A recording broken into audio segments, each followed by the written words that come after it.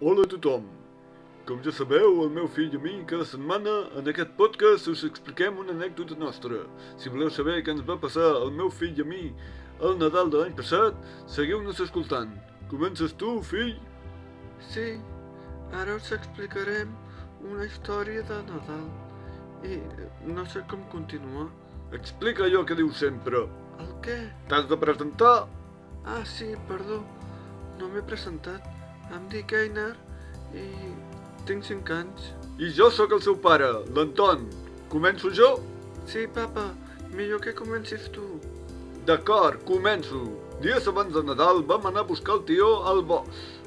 Tenia una barretina de color vermell i una manta. De quin color era la manta? De color vermell. I què vam fer després?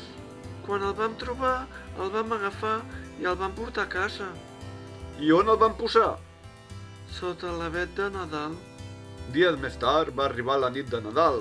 El meu fill Einar va sentir un soroll, es va despertar i va baixar les escales tan de pressa com va poder, però es va oblidar d'agafar les ulleres. Sí, perquè jo porto ulleres per veure bé les coses i tot el que m'envolta. Un cop al menjador va encendre el llum i va veure una forma vermella que s'alçava a prop de l'arbre.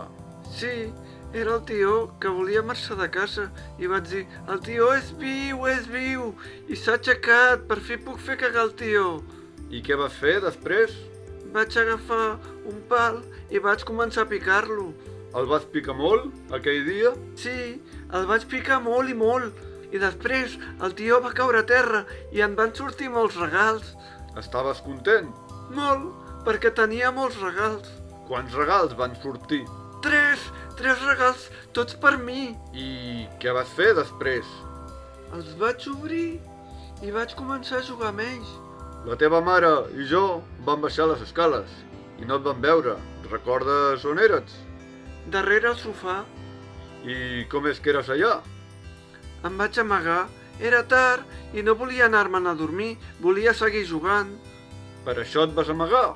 Sí, ja que si no, m'hauríeu fet anar a dormir. I vas jugar molt darrere el sofà? Sí, però després em va agafar son i em vaig a dormir. Quan la teva mare i jo vam arribar al menjador, vam veure un home estabornit a terra. Primer, vam pensar que estava borratxo mort.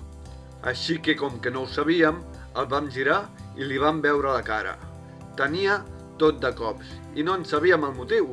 Ens vam fixar que duia un sac i vam pensar dues possibilitats. La primera, que era un lladre, i la segona, que era l'home del sac. Però no era cap dels dos, oi? No, no ho era. Però quan vam pensar jo, la meva dona va anar a córrer escales amunt per anar a veure si l'Einar estava dormint al seu llit. Va baixar corrents i, espantada, em va dir que no hi era. Aleshores, se'ns van posar els cabells a punta, perquè pensàvem que dins del sac hi havia el nostre fill. Jo? Sí, tu. De debò que se us van posar els cabells a punta? No, fill, és una manera de parlar. Significa que teníem molta por. Ah, ja ho entenc. Era el moment d'obrir el sac. Però era impossible, no s'obria, ni deslligant el cordill, ni tallant-lo amb un ganivet, res, no hi havia res a fer. Estava clar que allò era un sac màgic. I ara què farem? Vaig cridar. I què va passar després? Que, amb els crits, em vaig despertar, em vau trobar i em vau omplir d'abraçades i petons. Esclar, perquè no havies desaparegut. I saps què va passar després? Sí, que la mare em va preguntar si estava bé. I ho estaves? Sí, perquè tenia molts regals. Aleshores, l'Einar ens va dir que estava molt content amb els regals que el tió li havia cagat, però nosaltres sabíem que el tió havia menjat poc i no podia cagar-ne tants. D'algun lloc havien sortit, però del tió no. Sí, que ja m'ha acabat. No, encara no. Tu també has de dir una altra cosa. La recordes? No. Sí, allò que el tió s'aixecava i marxava. Ah, sí, vaig descobrir que el tió s'aixecava, crec que volia marxar. I vas fer alguna cosa perquè no marxés? Sí, vaig agafar el bastó i vaig començar a picar sense parar. Finalment, el tió es va tombar i van sortir els regals, però crec que això ja ho he explicat. Sí, estem tornant al punt de partida per posar els nostres oients en context. El meu fill va agafar un pal i va començar a picar el tió. Va picar sense parar, però no el tió, sinó que en realitat picava aquell home fins que va caure a terra i se li va obrir el sac que duia, d'on van sortir 3 regals. Però, com que el sac era màgic i no s'obria, significa que en realitat aquests 3 regals sí que eren per mi. Einar, saps qui era aquell home? Sí, perquè m'ho has explicat. Qui era?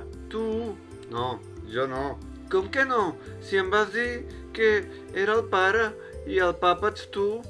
Et vaig dir el Pare Noel. Ah, ara ho entenc. No el conec. Esclar, mai ho hem celebrat.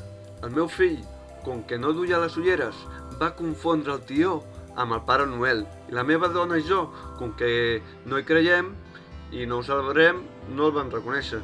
Sí, el meu fill va pagar el Pare Noel. I si no el celebrem, per què va venir?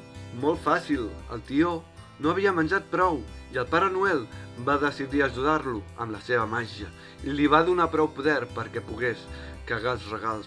Aquell dia vam tenir regals per partida doble. Però si no me'ls vau donar. Esclar, com que ja tenies molts regals, els van guardar per l'any següent, és a dir, per aquest any. És per això que el meu fill té moltes ganes que s'acabi el programa d'avui, ja que sap que quan acabem podrà obrir els regals. Sí, visca! Ja m'ha acabat? Ara acabarem. Bé, nosaltres ho deixem aquí. Recordeu que som a Einar i Anton Podcast. Gràcies per escoltar-nos. Que tingueu una bona entrada d'any i bé, ja ens escoltareu l'any vinent. Una abraçada. Einar, què has de dir? Ja puc agafar els regals? No, abans has de dir adeu als que escolten el nostre programa. Ah, sí, adeu a la gent que escolta aquest programa. Gràcies per escoltar-nos. Seguiu-nos a les xarxes socials. Us esperem a la propera temporada. Fins aviat. Adeu, adeu. Ara sí que puc? Sí, ara sí que pots. Sí, visca!